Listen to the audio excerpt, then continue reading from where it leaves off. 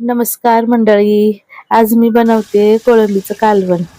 असं घट्ट असं छान आपलं लपतबी सातारा भागला आमच्या बनवतात झणझणीत असं कोळंबीचं कालवण. यासाठी मी कांदा, कढीपत्ता, मिरची, आलं लसणाची पेस्ट घातली बरं का.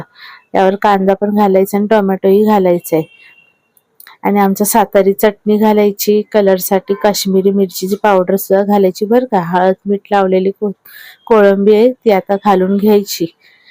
तुम्हाला जर माझी पूर्ण रेसिपी पाहिजे असेल तर खाली त्रिकोण आहे का नाही त्या बटनावर दाबायचं, पूर्ण रेसिपी तुम्हाला दिसेल मग.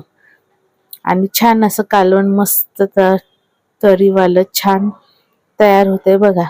असं झाकण लावून ठेवायचं, कड आला की 8-7-8 मिनिटात तयार.